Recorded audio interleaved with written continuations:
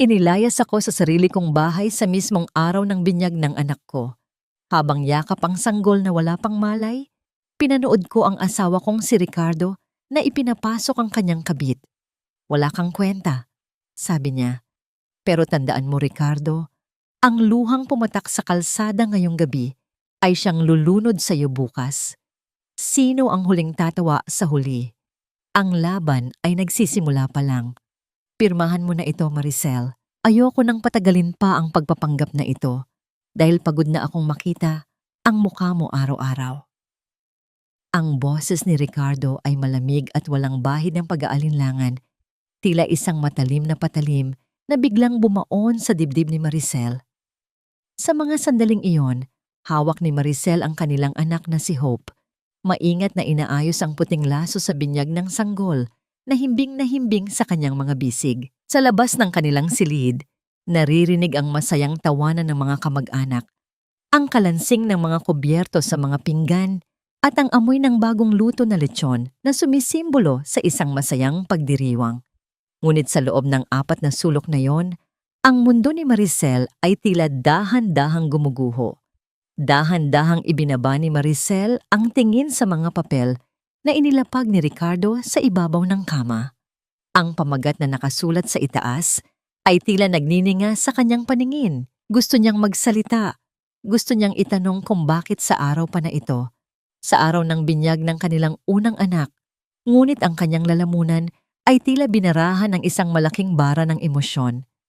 Ang kanyang mga kamay ay nagsimulang mangatal, at ang bawat hininga niya ay naging mabigat. Tila ang hangin sa silid ay biglang naging lason. "Ricardo, bakit?" Ang tanging salitang lumabas sa kanyang mga labi ay isang mahinang bulong, halos hindi marinig sa gitna ng ingay ng pagdiriwang sa labas. Ngunit sa halip na awa, isang mapait na ngisi lamang ang isinagot ng kanyang asawa. "Hindi na kita mahal, Maricel, at mas lalong hindi ko kayang mabuhay sa isang kasinungalingan habang si Cynthia ay nagdadalang tao na sa tunay kong tagapagmana. Hindi tulad mo, alam niya kung paano ako pasayahin." Ang bawat salita ni Ricardo ay tila isang sampal na paulit-ulit na tumatama sa mukha ni Maricel. Ang sakit ay hindi lamang pisikal. Ito ay isang malalim na sugat sa kanyang kaluluwa na tila hindi na kailanman maghihilom. Ang kanyang paningin ay lumabo dahil sa nagbabadyang mga luha, ngunit pinilit niyang huwag itong hayaang pumatak sa harap ng lalaking matagal niyang minahal at pinagsilbihan ng buong tapat. Ang init ng katawan ng kanyang anak na si Hope, ang tanging bagay na nagpapanatili sa kanya sa realidad. Ang tanging dahilan kung bakit hindi siya tuluyang bumagsak sa sahig. Hindi pa natatapos ang kanyang paghihirap nang bumukas ang pinto at pumasok ang kanyang biyenan na si Lola Belen. Walang bakas ng pagmamahal sa mga mata ng matanda. Sa halip ay puno ito ng pagkamuhi at pagmamaliit. Lumapit ito sa kanya at walang pasabing hinablot ang gintong kwintas na suot ni Maricel, ang tanging alaala mula sa kanyang sariling ina. "Umalis ka na sa bahay na ito, Maricel. Ngayon din, hindi ka nararapat sa pamilyang ito, at lalong hindi nararapat ang anak mo na magmana ng kahit anong sentimo mula sa amin. Dalhin mo ang lahat ng basurang dala mo rito at huwag ka nang babalik." Ang marahas na pagkakahablot sa kwintas ay nag-iwan ng mapulang marka sa leeg ni Maricel, ngunit mas masakit ang markang iniwan nito sa kanyang pagkatao. Wala siyang nagawa, kundi ang yakapin ng mahigpit ang kanyang anak habang pilit na naglalakad palabas ng silid. Ang bawat hakbang niya sa hallway, sa gitna ng mga bisitang biglang nagmamasid at nagbubulungan, ay tila isang mahabang martiryo. Ang mga tawanan na kanina lang ay musika sa kanyang pandinig, ay naging mapanuyang ingay na humihiwa sa kanyang pandama. Paglabas niya ng gate, ang langit ay tila nakiramay sa kanyang pighati. Ang malakas na buhos ng ulan ay agad na nagpabasa sa kanyang manipis na damit, ngunit wala siyang pakialam. Ang tanging inisip niya ay ang maprotektahan ang kanyang anak mula sa lamig. Ang tunog ng pagsara Ng malaking gate ng mansyon ay tila isang huling hatol, isang malakas na pagtatapos ng 7 taon niyang pagsasakripisyo at pag-ibig na itinapon lamang sa putikan. Tumayo si Maricel sa gilid ng kalsada, basang-basa, yakap ang isang sanggol na nagsisimula nang umiyak dahil sa ginaw. Tiningnan niya ang madilim na kalsada na tila walang katapusan, tulad ng kawalang katiyakan ng kanilang kinabukasan. Sa gitna ng dilim at lamig, isang tanong ang paulit-ulit na umaalingaw-ngaw sa kanyang isipan. Tila isang sumpa na hindi niya matatatakasan. Paano niya pananatilihing buhay ang pag-asa ng kanyang anak kung siya mismo ay tila isang bangkay na naglalakad sa ilalim ng ulan, winasak ng mga taong itinuring niyang pamilya. Ang lamig ng ulan ay tila sumusuot hanggang sa kaibuturan ng mga buto ni Maricel, habang ang bawat patak nito ay bumabaon sa kanyang balat na parang maliliit na karayom. Ang kanyang mga paa na nakasuot lamang ng manipis na tsinelas ay halos wala nang maramdaman dahil sa pagkakalubog sa malamig na baha sa gilid ng kalsada. Yakap-yakap niya si Hope nang higit pa sa kayang ibigay ng kanyang lakas. Pilit na ibinabalot ang sariling katawan sa sanggol upang magsilbing kalasag laban sa malupit na hangin. Sa bawat hakbang niya palayo sa mansyon na dati niyang tinawag na tahanan, ang bigat ng kanyang dibdib ay tila mas mabigat pa kaysa sa basang-basang damit na suot niya. Isang matinding liwanag mula sa mga ilaw ng isang sasakyan ang biglang tumama sa kanyang likuran, dahilan upang mapapikit siya at mapahinto sa gilid ng madilim na pasilyo. Ang paghinto ng isang marangyang sasakyan sa kanyang tabi ay hindi nagdala ng takot, kundi isang hapo na pag-asa na baka may magmalasakit sa kanyang kalagayan. Bumukas ang pinto at lumabas ang isang lalaking may hawak na payong. Ang kanyang mga kilos ay puno ng pormalidad at pagtitimpi. Ito ay si Attorney Gabriel, ang lalaking hindi niya inaasahang makikita sa pinakamababang punto ng kanyang buhay. Miss, sumakay na kayo. Hindi makakabuti sa bata ang manatili sa ilalim ng ulan, ang sabi ni Gabriel sa isang baritono, ngunit banayad na tinig. Walang puwang para sa pag-aalinlangan sa tinig nito, kaya naman dahan-dahang sumakay si Maricel. Bit-bit ang huling piraso ng kanyang dangal na tila basag na salamin. Sa loob ng sasakyan, ang init mula sa aircon na unti-unting naging maligamgam ay nagpadama sa kanya ng pansamantalang kaginhawaan, ngunit ang katahimikan sa pagitan nila ay puno ng mga tanong na hindi niya kayang sagutin. Dinala siya ni Gabriel sa isang maliit ngunit malinis na paupahan sa labas ng lungsod, isang lugar na malayo sa karangyaan ng kanyang nakaraan. Pagkaalis ng lalaki matapos mag-iwan ng kaunting halaga para sa kanilang pagkain, naiwan si Maricel sa gitna ng isang silid na banyaga sa kanyang paningin.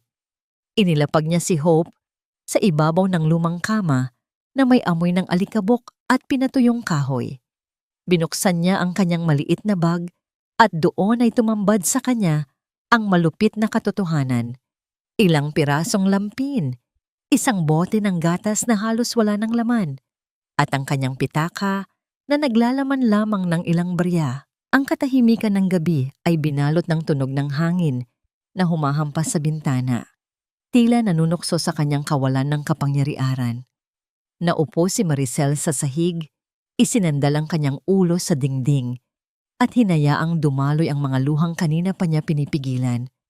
Ang bawat hikbi niya ay walang tunog, isang piping pag-iyak na nagmumula sa isang pusong pagod na sa pakikipaglaban. Naisip niya si Ricardo, ang mga pangako nito, at ang traidor na haplos ni Cynthia, at ang bawat alaala ay tila isang laso na dahan-dahang pumapatay sa kanyang pagkatao. Ngunit ang kanyang pagmumuni-muni ay napatigil nang marinig niya ang isang mahinang ungol mula kay Hope. Agad siyang lumapit sa sanggol at hinawakan ang noo nito.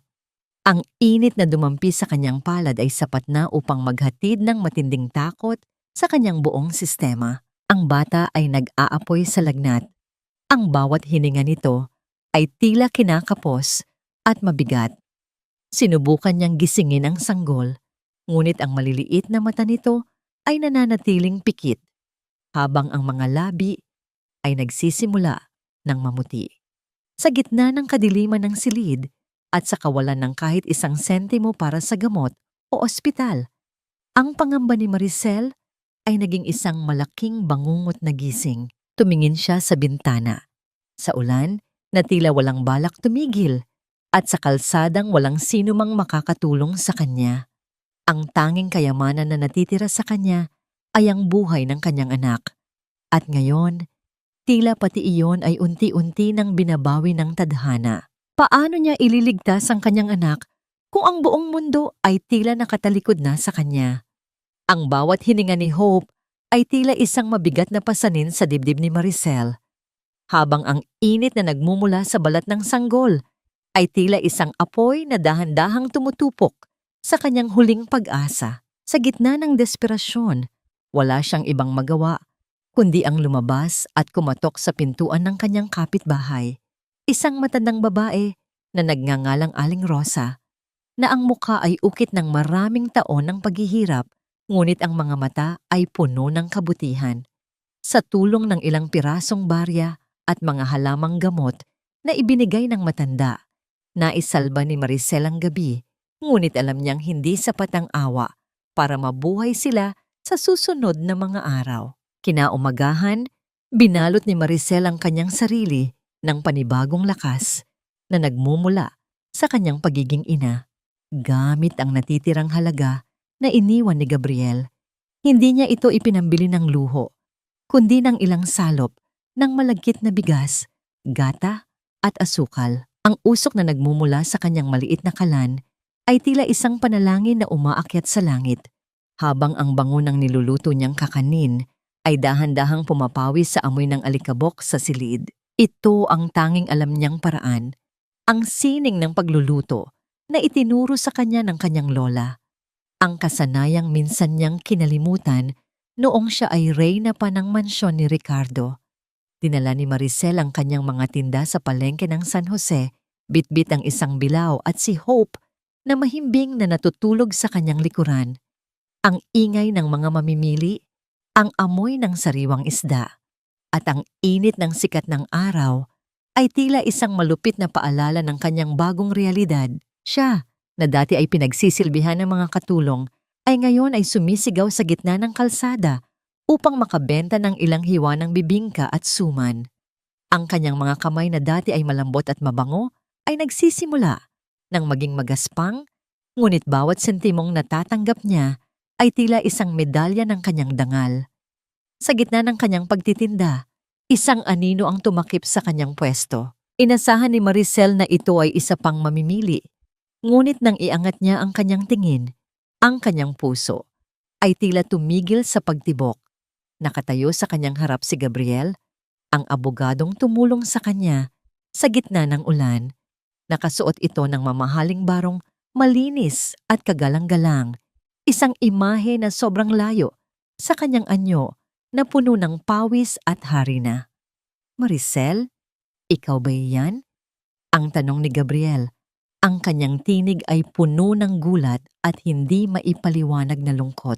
Tila hindi niya mapaniwalaan na ang babaeng nakita niyang marangal sa kabila ng pighati ay narito ngayon sa gitna ng maputik na palengke.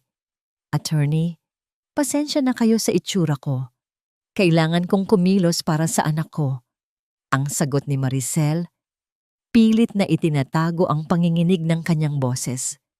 Gusto niyang mahiya, gusto niyang magtago, ngunit ang gutom ni Hope ay mas matimbang kaysa sa kahit anong pride. Isang sandali ng katahimikan ang namayani sa pagitan nila.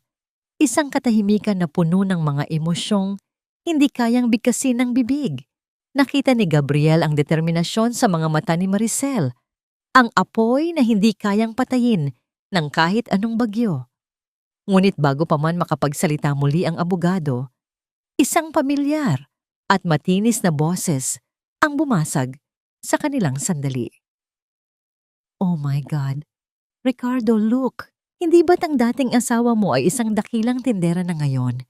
Sabi ko na nga ba, dito ka lang babagsak, Maricel. Bagay na bagay sa'yo ang amoy ng palengke. Nakatayo sa hindi kalayuan si Cynthia, nakakapit sa braso ni Ricardo.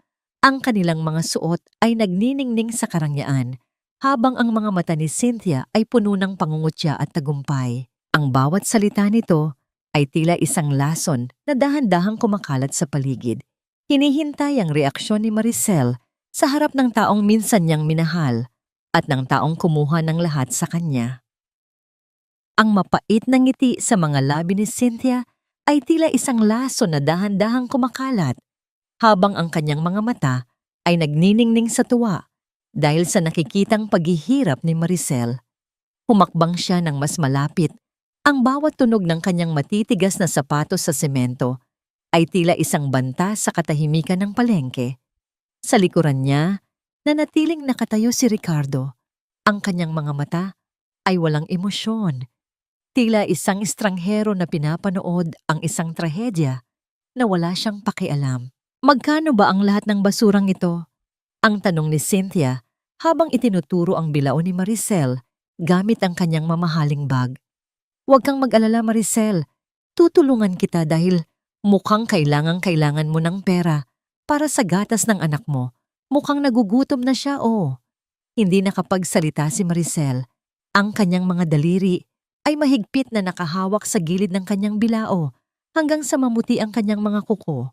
Alam niyang ito ay isang bitag, isang paraan upang saktan ang kanyang damdamin, ngunit naisip niya ang walang laman na bote ng gatas ni Hope sa kanilang maliit na silid.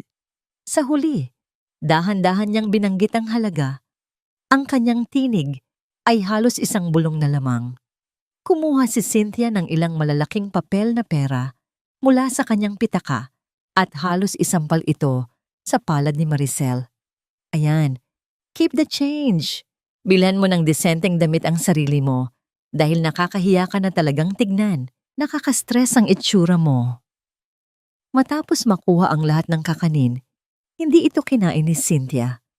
Sa halip, dahan-dahan niyang itinapon ang mga ito sa isang malapit na basurahan, isa-isang inihuhulog ang mga suman at bibingka na pinagpuyatan ni Maricel na lutuin. Ang bawat piraso na nahuhulog sa dumi ay tila isang piraso ng puso ni Maricel na dinudurog at niyayapakan. Ang bango ng malagkit at gata ay nahaluan ng amoy ng nabulok na basura, isang simbolo ng pambabaliwala sa kanyang pagod at dangal. Sayang naman, ang patuloy na pangungutya ni Cynthia. Mukhang hindi naman masarap. Baka may dumi pa ito dahil sa paligid mo. Tumingin si Maricel kay Ricardo, umaasa na kahit kaunti ay makikita niya ang dating lalaking nangakong poprotektahan siya. Ngunit ang tanging nakita niya ay ang pag-iwas ng tingin nito. Umalis na tayo, Cynthia. You're making a scene. Nakakahiya. Baka may makakilala sa atin dito. Ang tanging sabi ni Ricardo na tila ang presensya ni Maricel ang pinakamalaking kahihiyan sa kanyang buhay. Nang makaalis ang dalawa, naiwan si Maricel na nakatayo sa gitna ng palengke, hawak ang pera na tila nagniningas sa kanyang palad dahil sa dumi ng pinanggalingan nito. Ang mga luha na kanina pa niya pinipigilan ay dahan-dahang pumatak. Hindi dahil sa galit, kundi dahil sa matinding pagod ng kanyang kaluluwa. Ngunit sa gitna ng kanyang pighati, isang magaspang ngunit mainit na kamay ang pumatong sa kanyang balikat. Si Aling Nena, ang tindera ng isda sa kabilang pwesto, ay lumapit sa kanya. Kumuha ito ng isang piraso ng malinis na basahan at pinunasan ang luha sa pisngi ni Maricel. Huwag mong hayaang matalo kanila, Neng. Ang perang yan ay pambili ng gatas ng anak mo. Ang pagod mo ay hindi sa kanila, kundi para sa bata. Lalaban tayo, ha? Huwag kang susuko. Ang mga salitang iyon ay tila isang haplos ng anghel na nagbigay ng panandaliang kapayapaan sa nagngingit-ngit na damdamin ni Maricel. Sa sandaling iyon, muling humakbang si Gabriel palapit. Kanina pa siya nagpipigil, tinitimbang ang bawat kilos upang hindi lalong mapahiya si Maricel. Ngunit hindi na niya kayang manahimik. Kinuha niya ang bilao mula sa mga kamay ni Maricel at tinitigan siya ng diretso sa mga mata. Ang kanyang tingin ay puno ng proteksyon at isang pangakong hindi na siya kailanman mag-iisa.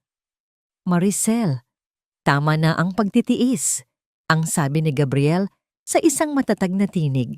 Hindi ka na muling hihingi ng awa sa kanila. Simula sa araw na ito, ako ang tatayo sa tabi mo at titiyakin ko na ang bawat luhang pumatak sa basurang yon ay babalik sa kanila ng 100 ulit. Ang bawat salita ni Gabriel ay tila isang deklarasyon ng digmaan laban sa lahat ng nagpahirap sa kanya. Tumingin si Maricel sa abogadong hindi sumuko sa kanya. At sa unang pagkakataon, matapos ang mahabang panahon, nakaramdam siya ng isang munting kislap ng pag-asa sa gitna ng madilim na palengke. Ngunit ang tanong na nananatili sa kanyang isipan ay kung sapat na ba ang tapang ni Gabriel upang harapin ang kapangyarihan at kasamaan ng pamilya ni Ricardo. Ang mga sugat sa palad ay hindi tanda ng kahihiyan, kundi ng pag-ibig na handang lumaban sa gitna ng unos. Ito ang mga salitang paulit-ulit na binubulong ni Maricel sa kanyang sarili habang maingat niyang hinahalo ang malapot na gata sa isang malaking kawa. Ang init mula sa kalan ay nagbibigay ng mapulang kulay sa kanyang mga pisngi at ang bango ng pandan at bagong gadgad na niyog ay bumabalot sa maliit na espasyong nagsisilbi niyang bagong simula. Sa tulong ni Gabriel, nakahanap siya ng isang maliit na pwesto sa isang kanto na malapit sa isang mataong opisina. Hindi ito mansyon, hindi ito marangya, ngunit bawat sulok nito ay amoy pag-asa. Lumipas ang mga linggo na ang kanyang buhay ay naging isang siklo ng pagpupuyat at pagsisikap. Gigising siya bago pa man sumikat ang araw, habang ang paligid ay balot pa ng katahimikan at ang tanging naririnig ay ang banayad na paghinga ni Hope. Sa bawat pag-ikot ng kanyang mga kamay sa paggawa ng kakanin, tila unti-unti rin niyang hinahalo ang kanyang mga alaala. Dinudurog ang pait ng nakaraan at pinapatamis ang kanyang determinasyon para sa kinabukasan. Hindi siya iniwan ni Gabriel, ang abogado, na dati ay tanging mga papeles at batas lamang ang inaatupag, ay ngayon ay madalas na nakaupo sa isang maliit na bangko sa loob ng kanyang pwesto. Pagkatapos ng trabaho nito, isinasantabi ni Gabriel ang kanyang mamahaling Amerikana upang tulungan si Maricel sa pag-aayos ng mga ledger at pagbibilang ng mga kinita sa maghapon. "You should rest, Maricel. Kanina ka pa nakatayo," ang malumanay na sabi ni Gabriel habang tinitingnan ang mga kamay ni Maricel na may bakas ng init mula sa pagluluto. "Sanay na ako, Gabriel. Mas masakit ang tumayo sa ulan ng walang pupuntahan kaysa ang mapagod sa pagtatrabaho para sa anak ko." Ang sagot ni Maricel, isang matipid na ngiti ang sumilay sa kanyang mga labi. Isang gabi, habang ang buwan ay nagsisilbing tanging saksi sa kanilang pagtatrabaho, dahan-dahang lumapit si Gabriel kay Maricel. Kinuha nito ang isang apron na nahulog sa sahig at maingat na isinuot muli sa balikat ng babae. Ang dulo ng mga daliri ni Gabriel ay bahagyang dumampi sa balat ni Maricel, isang kislap ng kuryente na nagpadama sa kanya ng isang damdaming matagal na niyang ibinaon. Tumingin si Gabriel sa kanyang mga mata. Ang tingin nito ay puno ng paghanga na higit pa sa awa. "Hindi ka lang isang ina na lumalaban, Maricel. You are a woman who deserves to be cherished. Huwag mong kakalimutan yan," ang bulong ni Gabriel. Ang kanyang tinig ay tila isang himig na nagpahinto sa mundo ni Maricel. Sa sandaling iyon, ang amoy ng usok at harina ay tila naging bango ng isang bagong pag-ibig na dahan-dahang namumukadkad sa gitna ng hirap. Ngunit ang katahimikan ng gabi ay nabasag nang may kumatok sa pintuan ng kanilang maliit na tindahan. Isang lalaking nakasuot ng formal na uniforme ang nag-abot ng isang sobrang pilak para kay Miss Maricel. "Mula sa isang taong naniniwala sa iyong kakayahan," ang tanging sabi ng mensahero bago ito mabilis na umalis. Nang buksan ni Maricel ang sobre, isang tseke na may malaking halaga ang bumulaga sa kanya. isang puhunan upang palaguin ang kanyang maliit na negosyo at gawin itong isang ganap na restaurant. Walang pangalang nakasulat, tanging isang inisyal lamang na LV. Ang kanyang puso ay nagsimulang tumibok ng mabilis dahil sa kaba at kuryosidad. Sino ang misteryosong mamumuhunan na ito at ano ang koneksyon nito sa kanyang nakaraan? Sa kabilang panig ng lungsod, sa loob ng isang madilim na silid, isang matandang kamay ang humahawak sa isang lumang larawan ni Maricel nung bata pa ito. Ang mga mata ng matanda ay puno ng pagsisisi at isang lihim na matagal nang kinikimkim. Ang liwanag mula sa malaking telebisyon sa sala ni Ricardo ay tila isang mapang-uyam na paalala sa dilim na unti-unting bumabalot sa kanyang tahanan. Nakaupo siya sa kanyang mamahaling sofa, hawak ang isang baso ng alak, habang ang kanyang paningin ay nakapako sa isang segment ng balita tungkol sa mga matatagumpay na lokal na negosyante. Doon, sa gitna ng screen, ay nakita niya ang isang pamilyar na mukha. Si Maricel. Hindi na ito ang babaeng basang-basa sa ulan na pinalayas niya ilang buwan na ang nakalilipas. Ang Maricel na nakikita niya ngayon ay nakasuot ng isang disenteng asul na blazer, maayos ang pagkakaayos ng buhok at may ningning sa mga mata na hindi niya kailanman nakita noong sila ay magkasama pa. Ang bawat salita ni Maricel tungkol sa kanyang bagong restaurant, ang lasa ng pag-asa, ay puno ng kumpiyansa at tatag. Ay isang malaking pagkakamali ang isiping ang isang ina ay madaling itumba.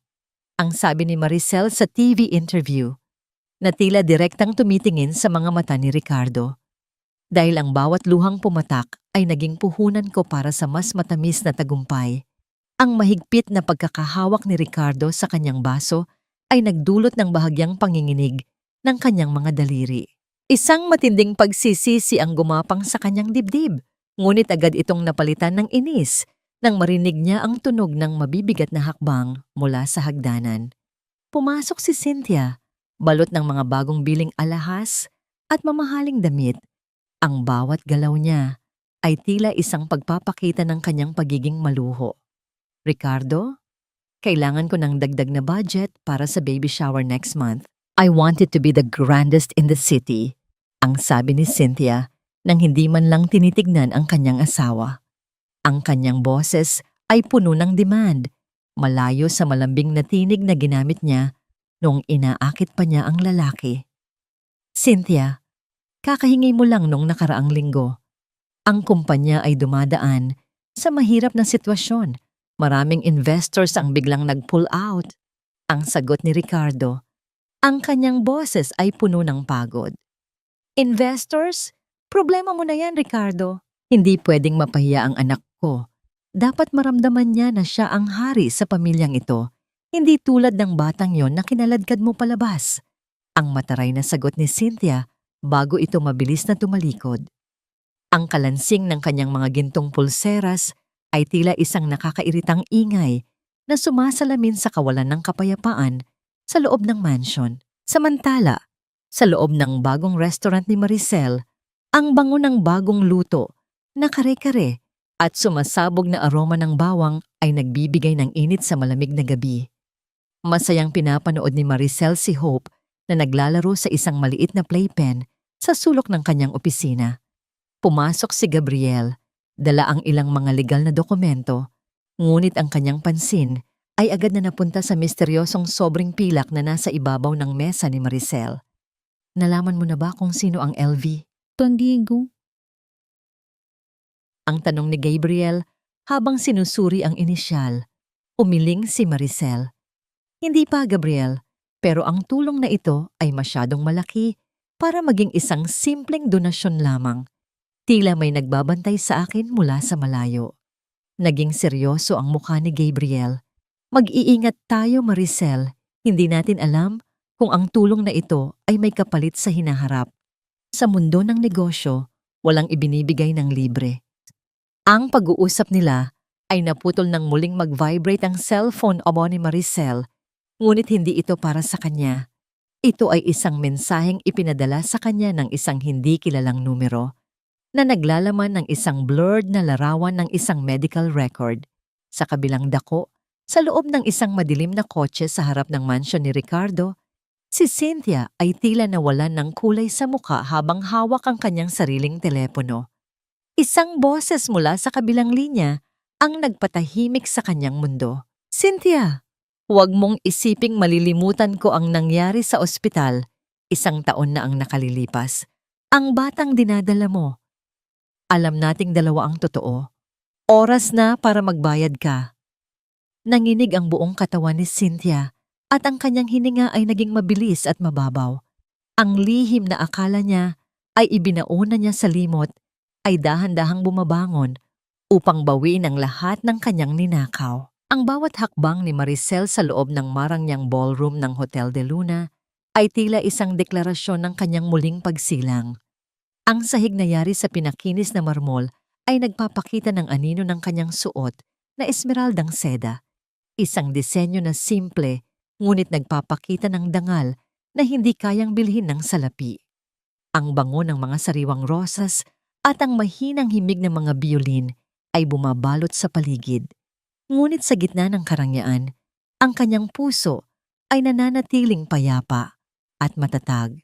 Sa kanyang tabi, si Gabriel ay nakasuot ng isang itim na tuxedo na lalong nagpadagdag sa kanyang pagiging kagalang-galang. Maingat nitong ipinatong ang kamay sa likuran ni Maricel, isang kilos na nagpapahiwatig ng proteksyon at pagmamalaki. Huwag kang kakabahan, Maricel. Nararapat ka sa silid na ito, gaya ng sino mang naririto. Ang bulong ni Gabriel, ang kanyang tinig ay tila isang angkla na nagpapanatili sa kanya sa gitna ng dagsa ng mga tao. Mula sa malayo, ang paningin ni Ricardo ay tila napako sa pintuan.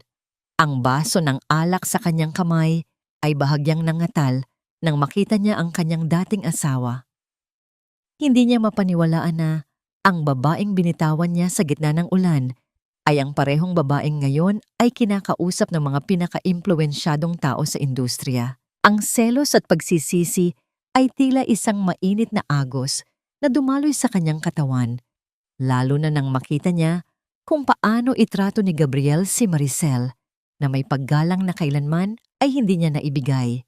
Hindi nakatiis si Ricardo. Nilapitan niya ang dalawa, pilit na ibinabalik ang kanyang dating awtoridad sa kanyang boses. Maricel, hindi ko akalain na makikita kita sa ganitong uri ng pagtitipon. Tumingin si Maricel sa kanya, ngunit walang bakas ng galit sa kanyang mga mata. Tanging isang malalim na katahimikan na tila nagsasabing hindi na siya bahagi ng kanyang mundo. Ang mundo ay maliit para sa mga taong patuloy na gumagawa ng mabuti, Ricardo. Ang mahinahong sagot ni Maricel. Mukhang nakahanap ka agad ng bagong tagapagtanggol. Ang pangungutya ni Ricardo habang nakatingin kay Gabriel. Sana lang ay alam niya kung sino talaga ang kinukopkop niya. Agad na humakbang si Gabriel sa harap ni Maricel. Ang kanyang tindig ay tila isang pader na hindi kayang tibagin. Attorney Gabriel Ricardo, at alam ko kung sino ang kasama ko. Isang babaeng mas matatag kaysa sa anumang kumpanyang pinamamahalaan mo. Mas mabuti pang asikasuhin mo ang sarili mong mga problema bago ka manghimasok sa buhay ng iba. Ang tensyon sa pagitan ng dalawang lalaki ay tila isang kuryenteng bumabalot sa hangin. Ngunit bago pa man makapagsalita muli si Ricardo, isang munting tinig ang bumasag sa lahat. Isang yaya ang lumapit dala si Hope na nakasuot ng isang maliit na puting damit. Nang makita ng bata si Gabriel, agad itong pumalag at iniunat ang kanyang maliliit na kamay. Binuhat ni Gabriel ang bata nang may kasanayan at pagmamahal, habang si Hope ay sumubsob sa kanyang balikat at bumigkas ng isang salitang tila 1,000 saksak sa puso ni Ricardo. Papa! Papa! Ang masayang bulong ng bata habang humahagik-gik. Ang bawat hibla ng pagkatao ni Ricardo ay tila gumuho sa narinig. Ang bata na dapat ay kanya, ang batang itinaboy niya ay ngayon ay tinatawag na ama. Ang ibang lalaki, ang sakit na naramdaman niya ay higit pa sa anumang pagkakalugi sa negosyo. Ito ang tunay na kabayaran ng kanyang pagtatraidor. Ang makitang ang kanyang sariling dugo ay lumalaki sa piling ng taong tunay na nagpapahalaga sa kanila. Habang nakatingin si Ricardo sa masayang larawan ng tatlo, hindi niya napansin si Cynthia na nakatayo sa likuran, namumutla at tila nakakita ng multo. Hawak ni Cynthia ang kanyang tiyan, ngunit ang kanyang mga mata ay nakatitig sa isang misteryosong lalaki sa kabilang panig ng ballroom na kanina pa nakamasid sa kanya. Ang lalaking iyon ay tumango ng bahagya kay Cynthia, isang babala na ang kanyang oras ng pagtatago ay malapit na ring matapos. Ang bawat pahina ng puting papel na hawak ni Maricel ay tila nagnininga sa kanyang mga kamay, habang ang lamig ng aircon sa kanyang opisina ay hindi sapat upang pawiin ang init na nararamdaman niya sa kanyang mga pisngi. Sa harap niya, ang isang asul na folder na may tatak ng St. Jude Medical Center ay nakabukas, naglalantad ng isang katotohanang mas matalas pa kaysa sa anumang patalim. Ang bawat numero at petsa na nakasulat sa ultrasound report ni Cynthia ay tila mga piping saksi na sumisigaw ng isang malaking pagtatraidor. Pumasok si Gabriel sa silid, bitbit ang 2 tasa ng mainit na kape. Agad siyang napatigil nang makita ang anyo ni Maricel. Namumutla, nanginginig ang mga labi, at ang mga mata ay nakapako sa mga dokumento. Maingat niyang inilapag ang mga tasa at lumapit sa babae. Ang kanyang presensya ay tila isang matatag na pader sa gitna ng nagbabadyang bagyo. Nakuha mo na ba ang kumpirmasyon? Ang tanong ni Gabriel sa isang mababang tinig. Puno ng pag-aalala, hindi agad nakasagot si Maricel. Itinuro lamang niya ang isang partikular na linya sa ulat. Tingnan mo ito, Gabriel. Ayon sa record na ito, ang edad ng sanggol sa sinapupunan ni Cynthia ay 12 linggo na noong unang beses siyang nagpa-check up. Pero ayon sa kwento ni Ricardo sa akin noon, 4 na linggo pa lang silang muling nagkikita ni Cynthia bago ang binyag ni Hope. Isang mabigat na katahimikan ang namayani sa silid. Ang tanging naririnig ay ang mahinang pag-ikot ng electric fan sa sulok, na tila isang orasan na nagbibilang ng bawat sandali ng pagkakaunawa. Nagkatinginan ang dalawa, at sa mga mata ni Gabriel ay nakita ni Maricel ang parehong pagkabigla at pagkadismaya. Ibig sabihin, bago pa man muling magtagpo ang landas nila ni Ricardo, buntis na si Cynthia sa ibang lalaki. Ang pagpapatuloy ni Maricel, ang kanyang boses ay puno ng pait. Ginamit niya ang bata upang wasakin ang pamilya ko, upang maagaw ang lahat kay Ricardo, habang ang lalaking itinuturing niyang bayani ay isang biktima lamang ng sarili niyang katangahan. Huminga ng malalim si Gabriel at hinawakan ang kamay ni Maricel. This is a dangerous game, Maricel. Cynthia is desperate. If she finds out you have these, she will do anything to protect her lies. Ang misteryosong lalaki sa party noong isang gabi, naniniwala akong siya ang tunay na ama ng bata. At mukhang hindi lang pera ang habol niya. Napatingin si Maricel sa labas ng bintana, sa mga ilaw ng lungsod na tila mga munting bituin sa gitna ng kadiliman. Naalala niya ang mukha ni Ricardo, ang mukha ng lalaking nanumbat sa kanya, ang lalaking itinuring siyang walang kwenta dahil hindi siya makapagbigay ng lalaking tagapagmana. Isang malungkot na tawa ang kumawala sa kanyang mga labi. Isang tawang puno ng ironya at pait. Ang hustisya ay may sariling paraan ng pagdating, no? Ang bulong ni Maricel. Ang hinahangad ni Ricardo na tagapagmana ay ang mismong magiging mitya ng kanyang pagbagsak. Kinuha ni Maricel ang dokumento at maingat itong itinago sa loob ng kanyang bag. Ang bigat ng folder ay tila naging bigat ng isang responsibilidad. Alam niyang sa isang salita lamang niya ay guguho ang buong mundo ni Ricardo at Cynthia. Ngunit sa gitna ng kanyang galit, isang bahagi ng kanyang puso ang nag-aalangan. Hindi dahil sa awa kay Ricardo, kundi dahil sa takot na ang galit na ito ay lamunin ng kapayapaang pinaghirapan niyang buuin para kay Hope. Dahan-dahan niyang hinaplos ang mukha ng kanyang anak sa isang larawang nakapatong sa kanyang mesa. Ang inosenteng ngiti ni Hope ay tila isang paalala na ang paghihiganti ay isang lason na kailangang hawakan ng may pag-iingat. Anong balak mong gawin? Ang tanong ni Gabriel. Habang pinagmamasdan ng bawat emosyong dumadaloy sa mukha ni Maricel, tumingin si Maricel sa kanya. Ang kanyang mga mata ay nagniningning sa isang bagong uri ng determinasyon. Ibibigay ko sa kanila ang pagkakataong aminin ang totoo. Pero kung pipiliin nilang manatili sa kasinungalingan, hahayaan ko ang katotohanan na siyang humanap ng daan patungo sa kanila. Hawak ni Maricel ang resulta ng pagsusuri. Ang kanyang daliri ay mahigpit na nakadiin sa pangalan ni Cynthia. Ang tanong na lamang ay kung kailan at paano niya ihuhulog ang bombang ito na magbabago sa kapalaran ng lahat ng taong nagpahirap sa kanya. Ang bawat pulang paskil na nakadikit sa malaking pintuan ng mansyon ay tila mga sariwang sugat na nagpapatunay sa pagkawasak ng isang kaharian. Ang mga tauhan mula sa bangko ay abala sa paglalabas ng mga muebles. Ang tunog ng mabibigat na sapatos sa kahoy na sahig ay nagpapaalala sa bawat segundo ng pag-alis ng karangyaan. Sa gitna ng kaguluhan, nakaupo si Ricardo sa baitang ng hagdan. Gulo-gulo ang buhok at lukot ang mamahaling polo habang nakatingin sa kawalan. Ang amoy ng alak ay humahalo sa amoy ng alikabok, isang masangsang na timpla ng kanyang pagkatalo. Pumasok si Maricel sa loob ng mansion.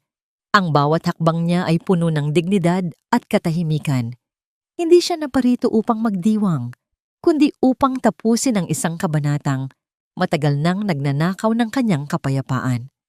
Kasunod niya si Gabriel, na bitbit ang isang asul na folder na naglalaman ng huling hatol ng tadhana. Ang katahimikan ni Maricel ay mas malakas pa kaysa sa ingay ng mga taong naghahakot ng gamit sa paligid. Nandito ka ba para pagtawanan ako, Maricel? Ang paos na tanong ni Ricardo nang hindi man lang nag-aangat ng tingin. Wala na ang kumpanya, wala na ang bahay. Masaya ka na ba? Hindi ako naparito para sa mga pader na ito, Ricardo. Hindi ko kailangan ang iyong kahirapan para maging masaya. Ang mahinahong sagot ni Maricel. Naparito ako dahil may karapatan kang malaman ang katotohanan bago mo tuluyang iwan ang buhay na ito. Inilapag ni Gabriel ang asul na folder sa tabi ni Ricardo. Ang iyong kumpanya ay hindi bumagsak dahil sa malas. Bumagsak ito dahil sa sistematikong pagnanakaw ng taong pinagkatiwalaan mo. Narito ang mga bank transfer records ni Cynthia patungo sa isang dummy account sa Singapore. Sa nakalipas na 6 na buwan, unti-unti niyang nilimas ang iyong pondo para sa isang lalaking matagal na niyang kasabwat. Nanginginig ang mga kamay ni Ricardo habang binubuksan ang folder.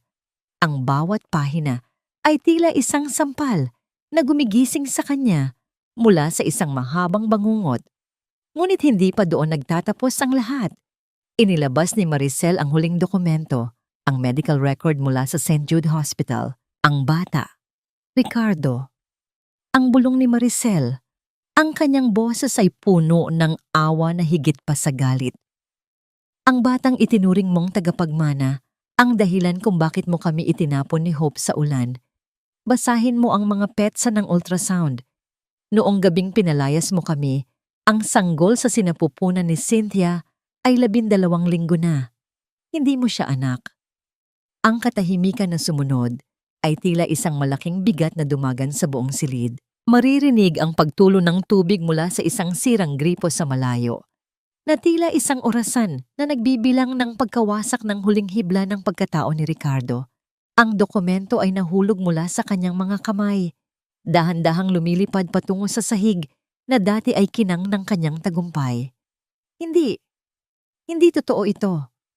Ang tanging nasabi ni Ricardo, ngunit ang kanyang boses ay basag at puno ng kawalan ng pag-asa. Lumingon siya sa paligid, hinahanap si Cynthia. Ngunit ang babae ay matagal na palang nakaalis. Dala ang huling bag ng mga alahas. Iniwan siyang mag-isa sa gitna ng mga guho. Dahan-dahang nanghina ang mga tuhod ni Ricardo. Sa harap ni Maricel, sa harap ng babaeng kanyang minaliit at tinraidor, siya ay bumagsak at lumuhod sa malamig na sahig. Ang kanyang mga balikat ay nagsimulang nayanig sa matinding pagsisisi. Ang paghikbi ng isang lalaking nawalan ng lahat, hindi lamang ng pera, kundi ng dangal at pamilya, ay umalingaw-ngaw sa bakanteng mansyon. Patawad, Maricel. Patawad. Ang paulit-ulit niyang bulong habang nakayuko, ang kanyang mga luha ay pumapatak sa semento. Tinitigan siya ni Maricel ng matagal. Walang galit sa kanyang puso, tanging isang malalim na paglaya. Inayos niya ang kanyang suot na blazer at tumingin kay Gabriel na naghihintay sa kanya sa pintuan. Hindi na kailangan ng mas maraming salita. Ang hustisya ay hindi palaging nangangailangan ng ingay. Minsan, ito ay ang tahimik na paglalakad palayo sa isang taong hindi na kailanman magkakaroon ng puwang sa iyong bukas. Iniwan ni Maricel si Ricardo na nakaluhod sa gitna ng mga kahon at alikabok. Paglabas niya ng gate, ang sikat ng araw ay dumampi sa kanyang mukha, mainit at puno ng pangako. Ang bawat hakbang niya palayo sa mansyon ay tila pagtanggal ng isang mabigat na tanikala na matagal na niyang kinaladkad.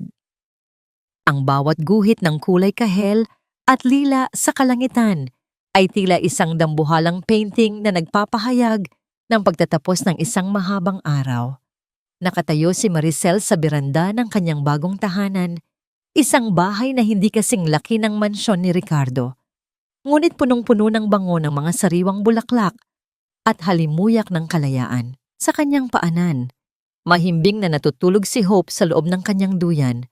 Ang maliliit na kamay ay nakakuyom habang ang bawat hininga nito ay tila isang himig ng kapayapaan.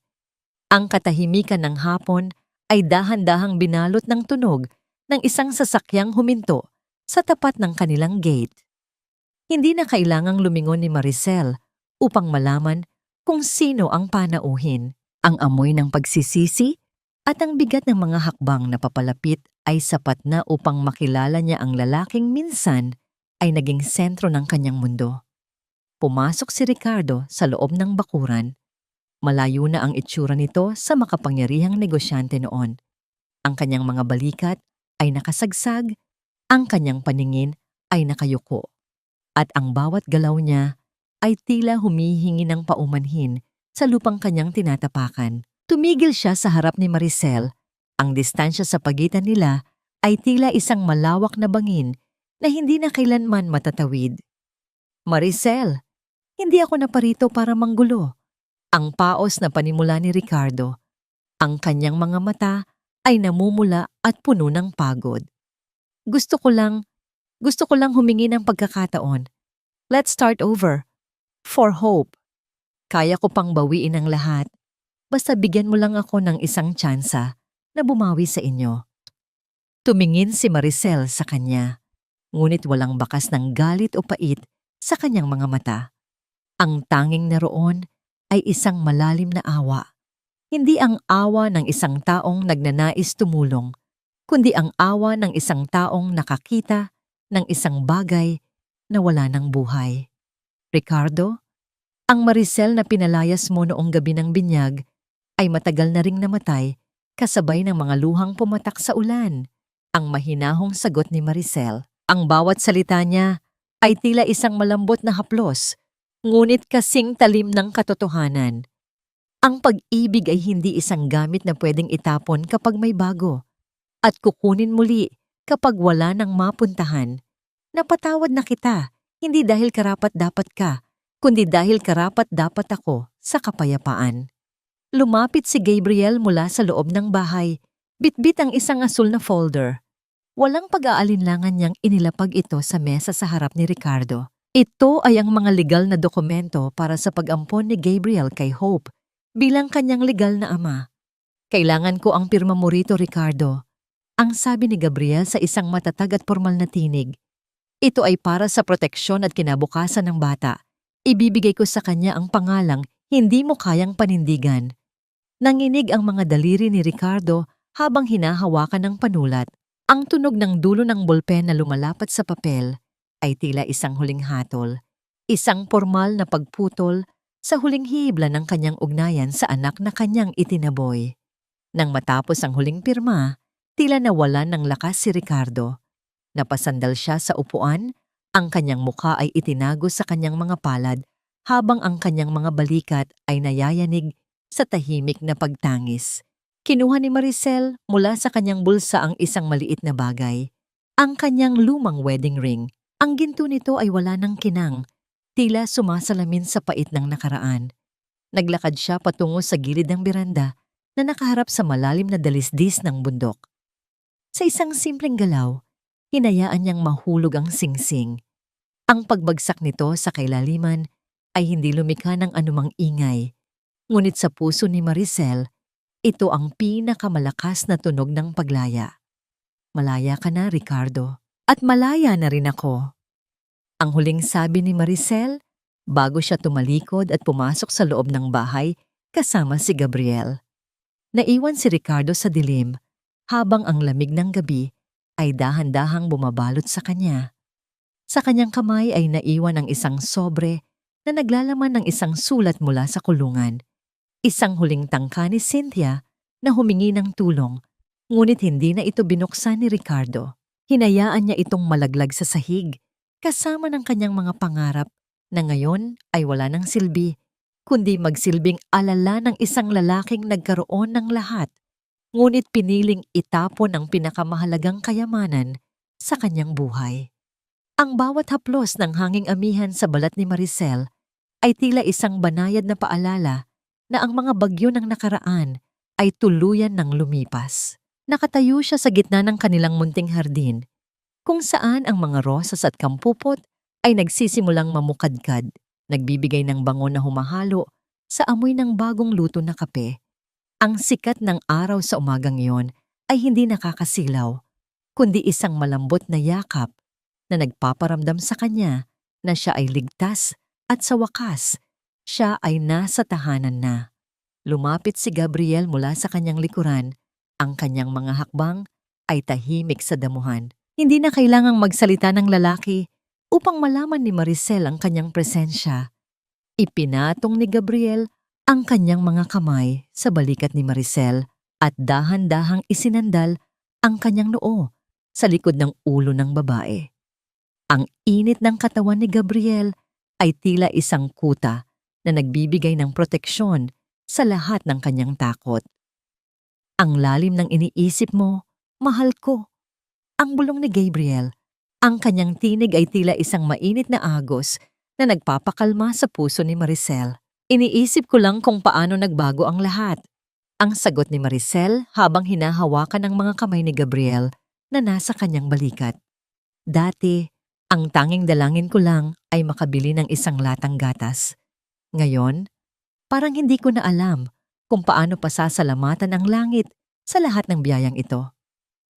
Dahan-dahang iniharap ni Gabriel si Maricel sa kanya. Ang kanyang mga mata ay nagniningning sa katapatan at isang uri ng pag-ibig na hindi humihingi ng kapalit. Kinuha niya ang parehong kamay ni Maricel at dahan-dahang hinalikan ang kanyang mga palad. Ang mga palad na may bakas ng hirap, ngunit ngayon ay puno ng tagumpay. Maricel, hindi ko maipapangako na magiging perpekto ang bawat araw natin. Ang simula ni Gabriel sa isang seryosong tinig. Pero ipinapangako ko na sa bawat ulan na darating, ako ang magsisilbi mong payong. Sa bawat gabi na madilim, ako ang magiging ilaw mo. I want to spend the rest of my life making sure you and Hope never have to feel alone again. Maricel, will you marry me? Walang mamahaling fireworks, walang magarbo na pagtatanghal, tanging ang awit ng mga ibon at ang banayad na paggalaw ng mga dahon ang naging saksi sa sandaling iyon. Ang mga luha na pumatak sa mga pisngi ni Maricel ay hindi na luha ng pighati, kundi ng wagas na kaligayahan. Tumango siya ng dahan-dahan at sa isang mahigpit na yakap, tila naging isa ang kanilang mga mundo. Pagkalipas ng ilang buwan, isang simpleng pagdiriwang ang naganap sa hardin ng kanilang tahanan. Walang mga kilalang personalidad, o mga politikong imbitado. Ang mga upuan ay napupuno ng mga taong naging bahagi ng pagbangon ni Maricel, si Aling Rosa na nagpahiram ng halamang gamot, si Aling Nena na nagbigay ng lakas ng loob sa palengke, at ang mga kapwa niya tindera na naging pamilya niya sa gitna ng hirap. Ang kasal ay puno ng tawanan at mga kwento ng pagsisikap. Habang pinagmamasdan ni Maricel ang kanyang mga panauhin na masayang kumakain ng mga kakanin, na siya mismo ang nagdisenyo ng recipe, naramdaman niya ang isang uri ng kaganapan na hindi kayang ibigay ng anumang mansyon. Nakaupo si Gabriel sa kanyang tabi, maingat na hinahawakan ang kanyang kamay sa ilalim ng mesa, habang si Hope ay masayang nagtatakbo sa damuhan. Tinatawag ang lahat ng lola at tita. Ngunit sa kalagitnaan ng hapon, isang kartero ang huminto sa kanilang gate at nag-abot ng isang luma at bahagyang maruming sobre. Walang pangalan ng nagpadala, tanging ang address lamang ng kanilang bagong tahanan. Nang makita ni Maricel ang sulat kamay sa labas ng sobre, ang kanyang puso ay bahagyang kumurot. Alam niya kung kanino galing iyon. Kay Ricardo, na ayon sa balita ay nasa isang miserable at madilim na kalagayan ngayon. Tiningnan ni Maricel ang sobre sa loob ng ilang sandali. Ang mga gilid nito ay tila sumasalamin sa pait at dumi ng nakaraang pilit siyang binabalikan. Nararamdaman niya ang titig ni Gabriel, puno ng pag-unawa at pagtitiwala. Hindi binuksan ni Maricel ang sulat. Sa halip, dahan-dahan niya itong inilapag sa isang maliit na lalagyan ng mga gamit na nakatabi. Hinahayaang ang alikabok at limot ang siyang maging huling hantungan nito. May mga kabanata sa buhay na hindi na kailangang basahin pang muli, lalo na kung ang kasalukuyan ay mas maliwanag pa sa anumang bukas na pinangarap niya noon. Ang tanong na lamang na naiwan sa hangin ay kung ano ang huling mensaheng nais iparating ng lalaking sumira sa kanya, at kung sapat na ba ang katahimikang ito upang tuluyang ibaon ang multo ni Ricardo. Ang sikat ng araw sa loob ng main branch ng Lasa ng Pag-asa ay tila nagniningning na ginto sa ibabaw ng mga porselanang plato. Ang amoy ng sariwang kakanin ay hindi na lamang amoy ng isang munting tindahan, kundi amoy na ng isang tagumpay na kumalat na sa iba't ibang dako ng lungsod. Nakatayo si Maricel sa gitna ng kanyang restaurant. Pinagmamasdan ang mga tauhan niyang karamihan ay mga solo parent din, na masayang nagsisilbi sa mga customer. Ang bawat ngiti ng kanyang mga empleyado ay tila isang sertipiko ng kanyang tagumpay. Isang tagumpay na hindi nasusukat sa pera, kundi sa dami ng buhay na kanyang natulungan. Isang batang ina ang pumasok sa restaurant, basang-basa dahil sa biglaang buhos ng ulan sa labas. Yakap-yakap nito ang isang sanggol. At sa kanyang mga mata ay nakita ni Maricel ang sarili niya noong gabi ng binyag ni Hope. Takot, pagod at walang katiyakan. Hindi nagatubili si Maricel. Nilapitan niya ang babae. Kinuha ang isang malinis na tuwalya at iniutos na bigyan ito ng mainit na sabaw at pagkain. Huwag kang mag-alala, Neng. Dito sa lugar na ito, walang nananatiling gutom at walang inang naiiwan sa ulan. Ang malumanay na sabi ni Maricel, ang kanyang boses ay puno ng kalinga, isang haplos sa kaluluwa ng taong nawawalan na ng pag-asa. Sa hapon ding iyon, isang itim na sasakyan ang huminto sa harap ng restaurant. Inaasahan ni Maricel ang pagdating ng kanyang misteryosong investor na si Elvamy. Pagbaba ng isang matandang babae na may marangal na tindig at malungkot na mga mata, agad na napatigil si Maricel. Ito ay si Lola Vangie, ang kapatid ni Lola Belen na matagal nang itinakwil ng pamilya ni Ricardo dahil sa pagpili nito sa isang simpleng buhay. Maricel, patawarin mo ako kung ngayon lang ako nagpakita. Ang simula ni Lola Vangie habang hinahawakan ang mga kamay ni Maricel. Pinanood kita mula sa malayo. Nakita ko kung paano kanila tratuhin at nakita ko ang apoy sa iyong mga mata. Ang tulong na ibinigay ko ay hindi donasyon, kundi isang paraan para itama ang mga pagkakamali ng aking dugo. Ikaw ang tunay na kayamanan na itinapon nila at nagpapasalamat ako na hindi ka nagpatalo. Isang emosyonal na yakap ang namayani sa pagitan ng dalawa. Ang pagkilala ni Lola Vanji ay tila huling piraso ng puzzle na nagbuo sa pagkatao ni Maricel. Wala na siyang kailangang patunayan pa sa sinuman. Samantala, sa isang maliit at madilim na paupahan, sa gilid ng riles ng tren, nakaupo si Ricardo sa isang lumang silya. Ang tanging liwanag sa loob ay nagmumula sa isang maliit na bintana. Hawak niya ang isang dyaryo kung saan nakalathala ang larawan ni Maricel bilang Businesswoman of the Year. Ang kanyang mga kamay ay nanginginig, hindi dahil sa galit, kundi dahil sa panghihina ng katawan. Wala siyang pamilya, wala siyang kaibigan, at ang tanging kasama niya ay ang mga anino ng kanyang mga maling desisyon. Ang huling balita tungkol kay Cynthia ay nasa loob din ng dyaryo. Nahatulan ito ng pagkakulong dahil sa estafa at pagnanakaw. Napatingin si Ricardo sa kanyang tuyong lalamunan at sa baso ng tubig na may kasamang alikabok. Wala nang luhang lumabas sa kanyang mga mata dahil tila natuyo na ang lahat ng emosyon sa kanyang katawan. Ang katahimikan sa kanyang paligid ay ang pinakamasakit na parusa. Ang katahimikan ng isang taong kinalimutan na ng mundong dati ay nasa ilalim ng kanyang mga paa. Pag-uwi ni Maricel sa kanilang bahay ng gabing iyon, sinalubong siya ni Gabriel at ni Hope, na ngayon ay masigla nang nagbabasa ng kanyang mga libro. Binuhat ni Gabriel ang bata at inakbayan si Maricel. Sabay silang tumingin sa bituin sa labas ng kanilang bintana. Ang bawat tibok ng puso ni Maricel ay puno ng pasasalamat. Ang sugat ng nakaraan ay naging mga peklat na lamang na nagpapaalala sa kanyang katatagan. Tignan mo si Hope, Maricel. Ang kanyang mga mata ay puno ng pangarap, hindi ng pait. Ang sabi ni Gabriel habang hinahalikan ang noo ng asawa. Iyon ang pinakamalaking tagumpay ko, Gabriel. Ang mapalaki siya sa isang mundong puno ng pag-ibig, sa kabila ng lahat ng dilim na dinaanan ko.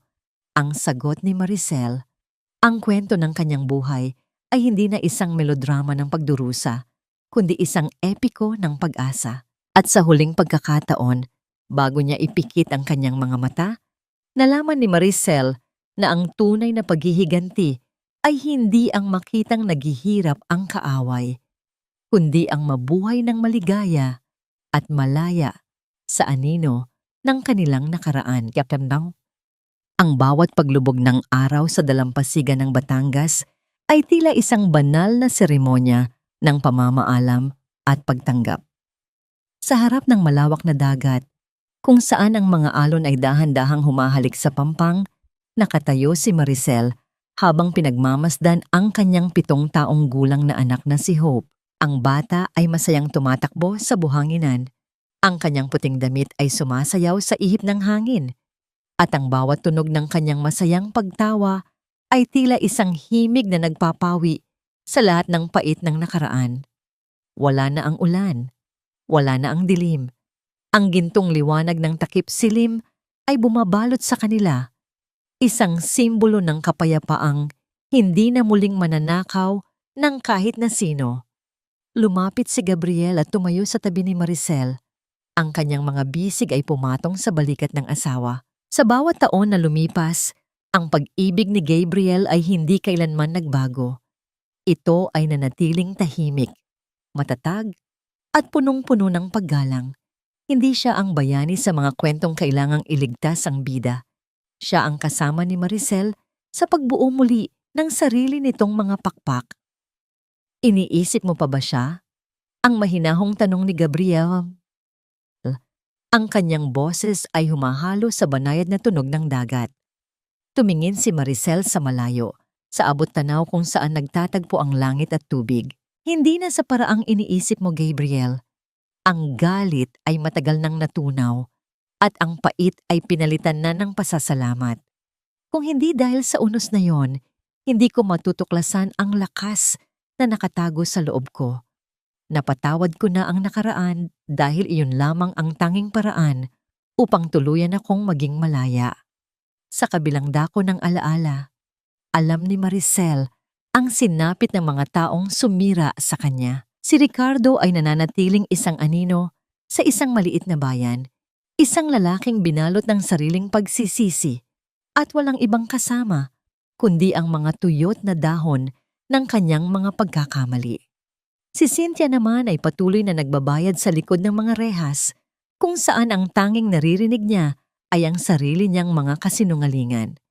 Ngunit para kay Maricel, ang mga pangalang ito ay tila mga salitang nakasulat sa buhangin na matagal na ring inanod ng daluyong ng panahon. Ang restaurant na Lasa ng Pag-asa ay naging higit pa sa isang negosyo. Ito ay naging isang kanlungan para sa mga kababaihang tulad niya, mga inang tinalikuran ng mundo, ngunit piniling tumayo at lumaban. Bawat plato ng kakanin na inihahain nila ay may kasamang kwento ng pagbangon. Isang paalala na ang bawat sugat ay pwedeng maging peklat ng karangalan.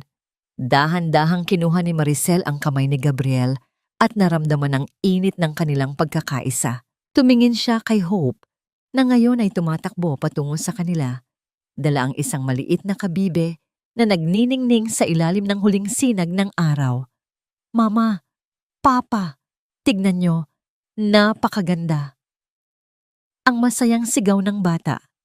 Binuhat ni Gabriel si Hope at sa gitna ng kanilang yakap, naramdaman ni Maricel ang ganap na kaganapan ng kanyang buhay. Ang kanyang puso, na dati ay basag na salamin, ay ngayon ay isang buong kristal na kumikinang sa liwanag ng katotohanan. Nalaman niya na ang tunay na paglaya ay hindi matatagpuan sa paghihiganti, kundi sa pagpili na maging masaya sa kabila ng lahat. Ang bawat luhang pumatak noong gabing iyon sa ilalim ng ulan ay nagsilbing dilig sa isang bagong buhay na ngayon ay namumukadkad ng may sandaang uri ng ganda. Habang ang dilim ng gabi ay dahan-dahang dumarating, hindi na natatakot si Maricel dahil alam niya, sa bawat paglubog ng araw, may dalang pangako ang bukas, isang bukas na puno ng pag-asa, pagmamahal, at isang pusong tuluyan ng nakalaya.